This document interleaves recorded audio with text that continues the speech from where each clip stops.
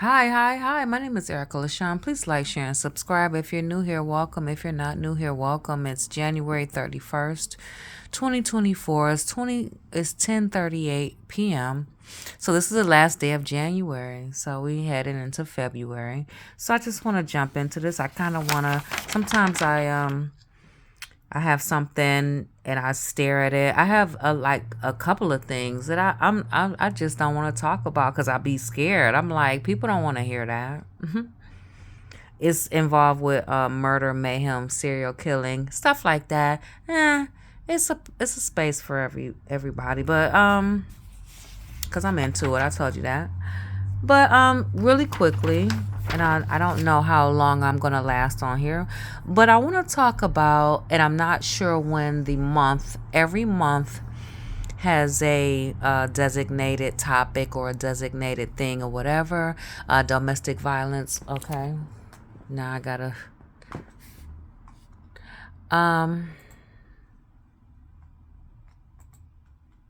If you're new here, welcome. If you're not new here, welcome. I just gotta do this really quickly. If not, I'll keep going. I kind of want to get the month. Let me see something.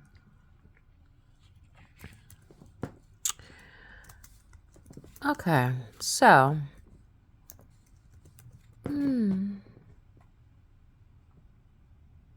today was great. Okay, October. So I'm jumping the gun. So October is the month of it's Domestic Violence Awareness Month, and it's in October. I'm way afar. No. All right. Now, what I want to talk about is domestic violence against men. I don't hear enough about it. I keep my ear to the ground. I'm into a lot of things or whatever. So before I go in, just for all, the number is 800-799-7233. I'll say it again because sometimes I invert my numbers. 800-799-7233. So, now domestic violence against men. This is something that it's kind of like taboo. We'll start with Wikipedia now. And I got my paper out again.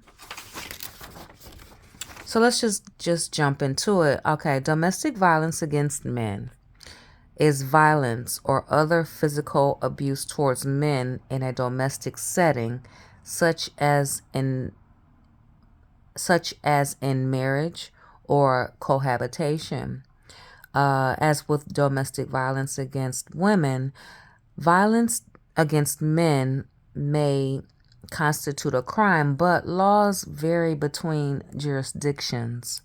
Intimate partner violence, or IPV, against men is generally less recognized by society than intimate partner violence against women, which can act as a further block to men reporting their situation. So I'm gonna keep breaking. I'm gonna go in and I'm gonna go out. I'm gonna break a lot. Yeah. So it's kind of like when you think about domestic violence, I don't know, subconsciously or consciously, we kind of think about women. We think about children and how they're affected by domestic violence. There are many men, and I think I was triggered the other day because I'm in my hand be in a lot of different pots or whatever. So I was watching something or whatever, and I saw a man that he was clearly a victim and or survivor of domestic abuse, and his girlfriend was the perpetrator, and he was the victim and or survivor. And I like to distinguish the two because you can be a victim and you can be a survivor. It all depends on where you fall on it or whatever. So there are men out there that are victims, and there are men that are survivors, and there are men that will report and they won't report. There are men that I guess I'm digging in the crates or whatever because I've been watching Oprah since I was a teenager. Me and Lakita, we had a steady appointment. We would watch TV on the phone. Soul Train, everything. We watch TV. Me, Tamika, all of us watch TV together. Girls do that. Boys, I'm sure they do. I'm not a boy. I don't know if my brother did it with his friends. I don't know. But girls, we be on the phone watching TV together. If not, I did it. Okay, anyway. So I was watching an episode of Oprah. This was about 30 years ago. It had to be. And she did a thing about men who were victims or survivors of domestic abuse and how the rate is so low. The report rates are so low because men feel a certain way about it. It's hard for them. It's hard for men to call 911 because when the cops show up, they kind of feel like maybe they're law enforcement that don't treat the incident seriously, or some do. But maybe the man is like, they cannot come forward and say, my wife beats me. My girlfriend beats me. My daughter I don't know. Look, this stuff go deep. I don't know. A female is beating me or hurting me, and I don't want to hit her back. You know, I just don't. And I take it. Some may say, please, you big enough to strike, you big enough to get hit. It goes.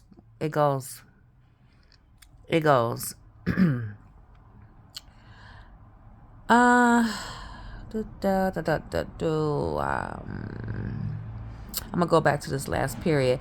As with domestic violence against women, violence against men may constitute a crime, but laws vary between jurisdictions.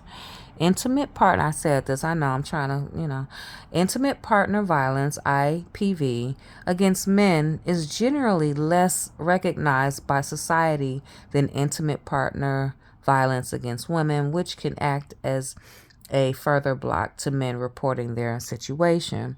While women are substantially more likely to be injured or killed in incidents or domestic violence, men are less likely to report domestic violence to police than women. Men who report domestic violence can face social stigma regarding their perceived lack of machismo or other, do I have to get my girl out? Other denigrations. Usually I have my girl out. 1 second. I don't know. I just want to say the right words. I usually have her ready. So while I'm doing that, I hope everyone is having a nice day. I did. Really quickly. I just want to know. Because once it's down, it's down. Once it's on, it's on. I don't delete. I may not post, but I won't delete. 1 second. Where is the word?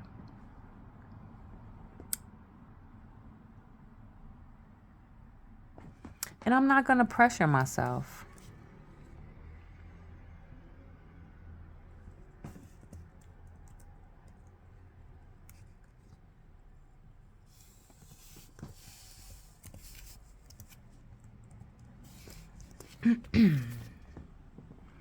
You don't give me the voice. Okay. It's a word that I'm not familiar with. We're going to keep going. Denigrations. I think that's it. Denigrations. Denigrations. Of their masculinity. It basically just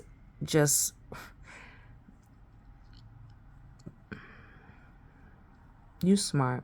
The fear of not being believed by authorities and being denigrations. The fear of not being believed by authorities and being falsely accused of being the prep. perpetrator,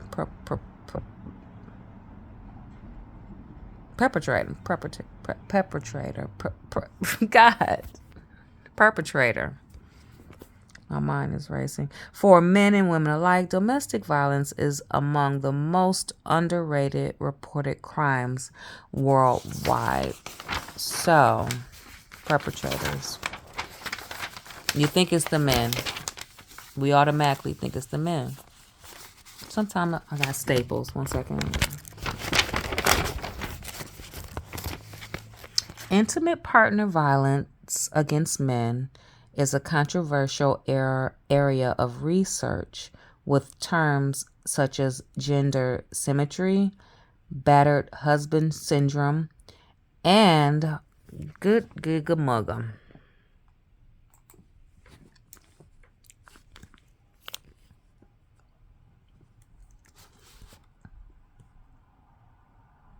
Bidirectional IPV. Bidirectional IPV provoking violence are part of an anti-feminist backlash and are attempting to undermine the problem of male perpetrated abuse by companioning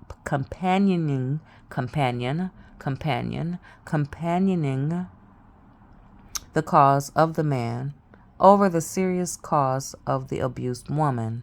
Others have argued that violence against men is a significant underreported problem and that domestic violence researchers under the influence of feminism have ignored this in order to protect the fundamental gains of the battered woman's movement, specifically the view that intimate partner abuse is an extension of patriarchal dominance. One of the tools used to generate statistics concerning IPV perpetration, the conflict tactics scale, is especially continuous. All right. So Wikipedia and them be having me, so I'm going to put you to the side. Statistics. On average, nearly 20 people per minute are physically abused. So this comes from ncadv.org. ncadv.org. Statistics. On average, nearly 20. Let me see if this where is this going. I know what I looked up. So, this is a fact sheet. We're talking about men. On average, nearly 20 people per minute are physically abused by an intimate partner in the U.S. During 1 year, this equates to more than 10 million women and men. 1 in 4 women and 1 in 9 men experience severe intimate partner physical violence, intimate partner contact, sexual violence, and or intimate partner stalking with impacts such as injury, fearfulness, post-traumatic stress disorder, use of victim services, contraction of sexually transmitted diseases. 1 in 3 women and 1 in 4 men have experienced some form of physical violence by an intimate partner. This includes a range of behaviors: slapping, shoving, pushing, and in some cases might be considered domestic violence. 1 in 7 women and 1 in 25 men have been injured by an intimate partner. And we all, the stuff is out there for women, but for men, they go through it too. The women do not speak about domestic violence. Women do not talk about, and when you hear the term domestic violence, you might go into hitting, physical.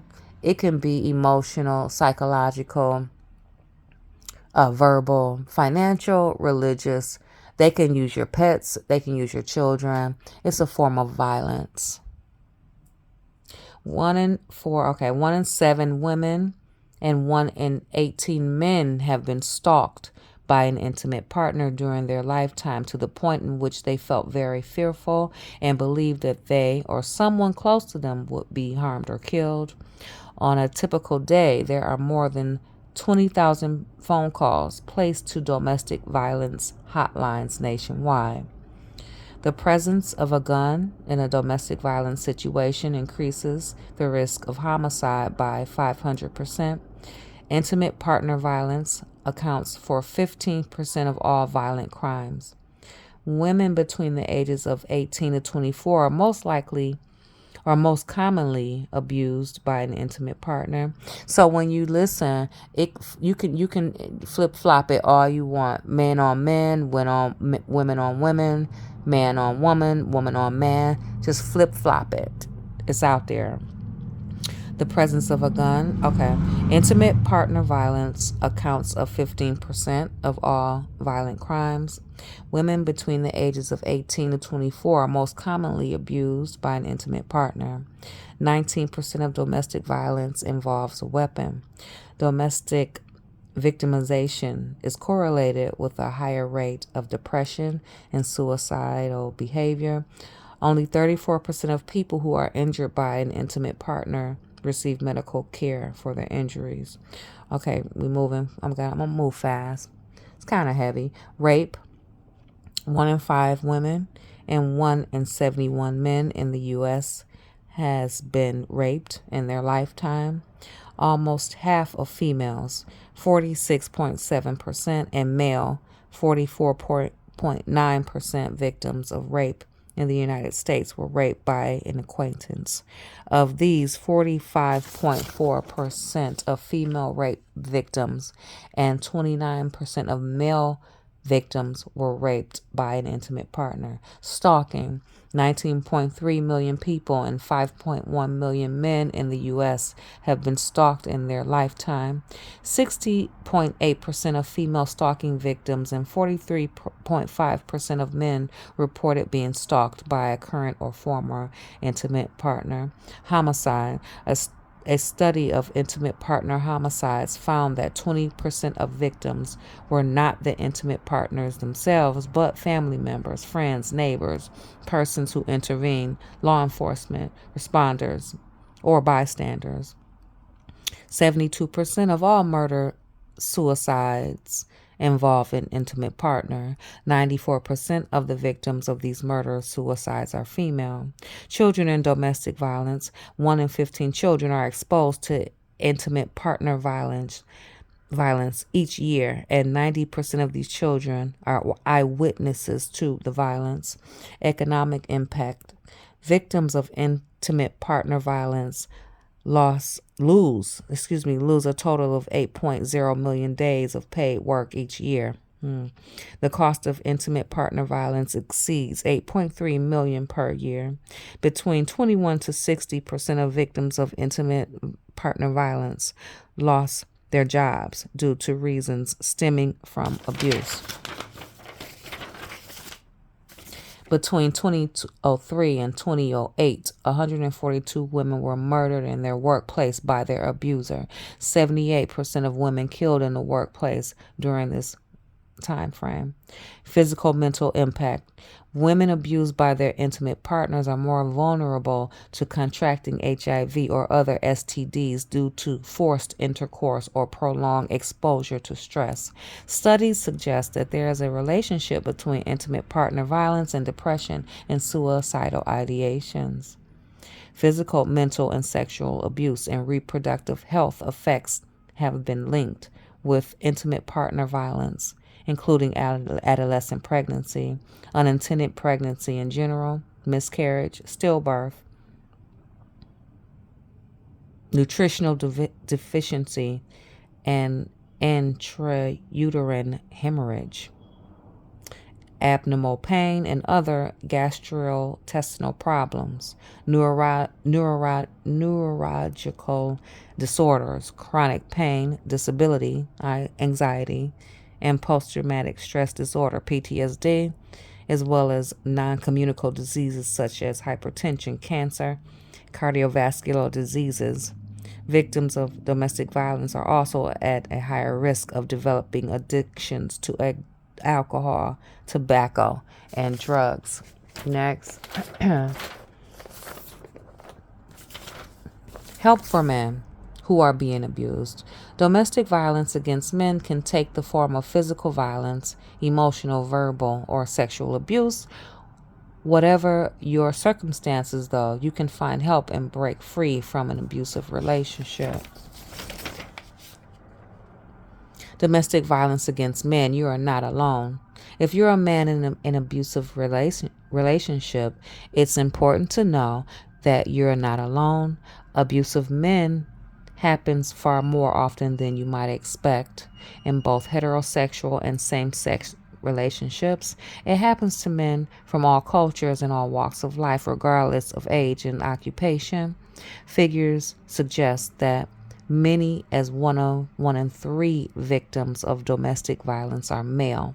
However, male men are often reluctant to report because they feel embarrassed, fear they won't be believed, or are scared their partner will seek revenge. An abusive partner may hit, kick, bite, punch, spit, throw things, or destroy your possessions to make up for any difference in strength. They may attack you while you're asleep or otherwise catch you by surprise.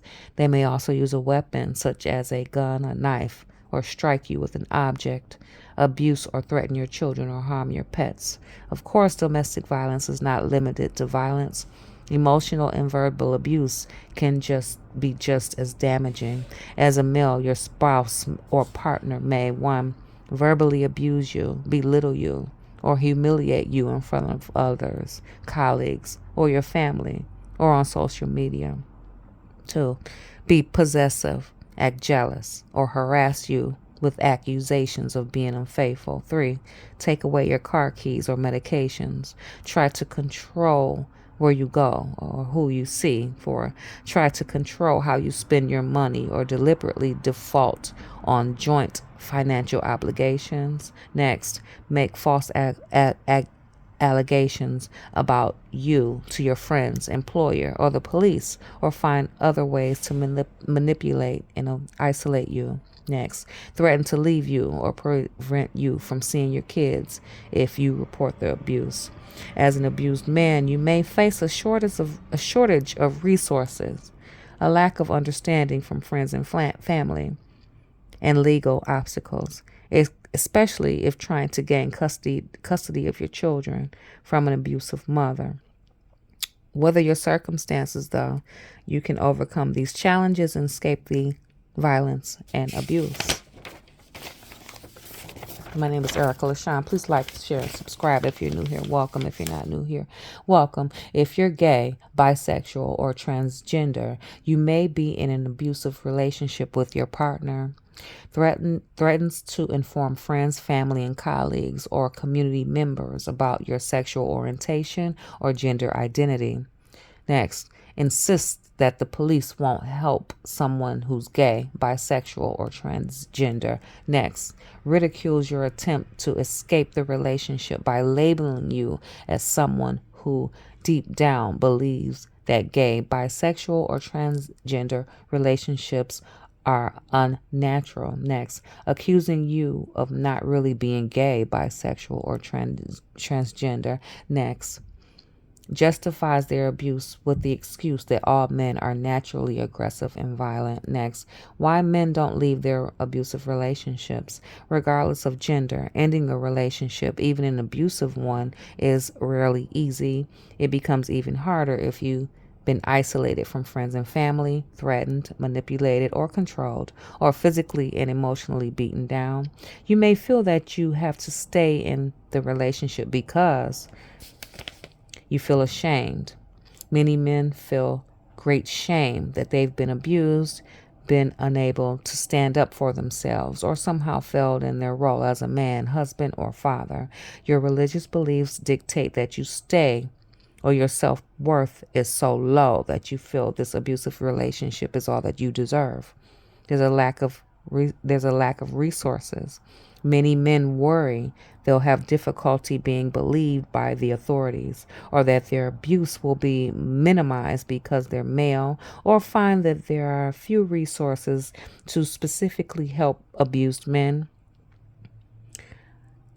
If you're in a same sex relationship but haven't come out to family or friends and are afraid that your partner will out you, or you're in denial, just with female domestic violence victims, denying that there is a problem in your relationship will only prolong the abuse. You may still love your partner when they're not being abusive and believe they will change or that you can help them. But change can only happen once your abuser takes full responsibility for their behavior and seeks professional treatment. You want to protect your children. You worry that if you leave, your spouse will harm your children or prevent you from having access to them. Obtaining custody of children is always challenging by fathers, but even if you are confident that you can do so, you may still feel overwhelmed by the prospect of raising them alone. I gotta keep going. Protecting yourself as an abused male. Domestic violence and abuse can have a serious physical and psychological impact. The first step to protecting yourself and stopping the abuse is to reach out. Talk to a friend, family member, or someone else you trust, or call a domestic violence hotline.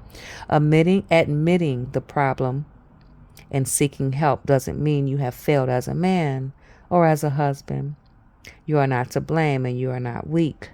As well as offering a sense of relief and providing some much needed support, sharing details of your abuse can also be the first step in building a case against your partner. When dealing with your abusive partner, leave if possible. Be aware of any signs that may trigger a violent response from your partner and be ready to leave quickly. If you need to stay to protect your children, call emergency services. The police have an obligation to protect you, just as you do for a female victim. Never retaliate. An abusive partner may try to provoke you into retaliating or abusing force to escape the situation.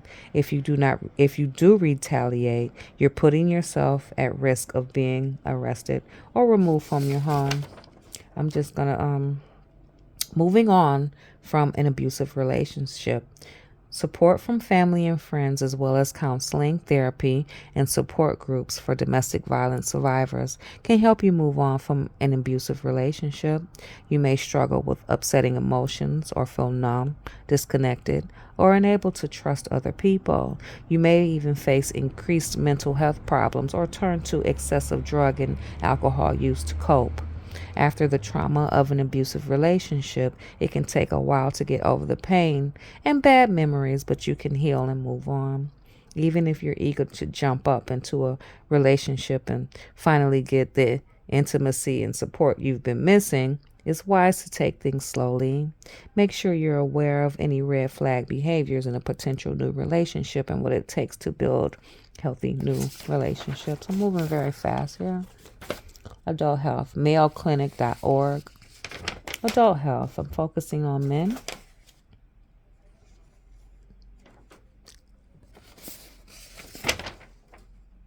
Because I just saw something the other day, and I clearly saw something, and he was a male,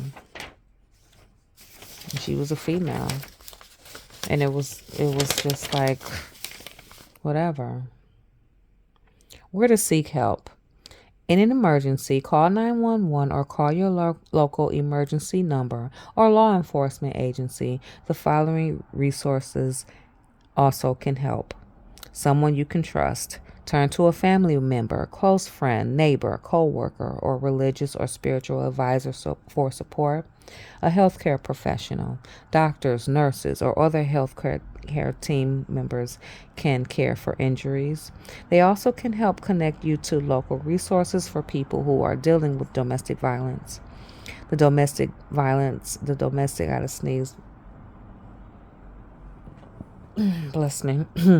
I always say bless me. Like when I'm alone and I sneeze, I say bless me because my mother used to say bless me all the time when I sneeze. She'd be like, bless you. And then one time I sneezed and no one was around. And I was like, bless me. And it just stuck. So here I am, as big as I am. If I'm all alone and I sneeze, I bless myself. Next, National Domestic Violence Hotline, 1-800-799-SAFE or 1-800-799-7223. You can call the hotline anytime. It's available 24 hours a day, 7 days a week, 365 days a year. The hotline offers tools and support for anyone dealing with domestic violence. It's free and confidential. A counseling or mental health center. Counseling and support groups for people in abusive relationships are available in most communities. If you need help finding one in your area, ask a healthcare professional such as a nurse, social worker, or doctor. A local court. The seasons are changing. That's another thing. I blow my nose so much and I sneeze a lot right now because we're getting into spring. Spring and summer are my favorite. No, I like all seasons, but I can't wait for this stuff to end. I can't. The boots, the coats, the scarves, the hats. I want my sundresses. I want my feet out. I want my shoulders out. I love the sun on my skin. So sniffling is evolved. All right. Counseling and support. A counselor or mental health center. That's the next bullet. Counseling and support groups for people in abusive relationships are available. Said that. A local court. A court can help you get a protective order or restraining order. That means an abuser cannot contact you or come near you without facing arrest. An advocate for who specializes in domestic abuse may be available to help guide you through the process. As a healthcare team member, you can find an advocate in ask a health team member to help you find an advocate in your community. Domestic violence can have devastating effects. Although it may not be possible to stop your partner's abusive behavior, you can help. Remember, no one deserves to be abused. And I gotta blow my nose. I think that's it. I'm gonna stop it right here. Yes. Getting into other countries and stuff like that. So, I just want to say, you know what I'm saying? Abuse comes in all different forms. So when you hear that word, don't think punching and kicking. It's not that. It could be emotional, psychological, verbal. And just know, a mistake is once.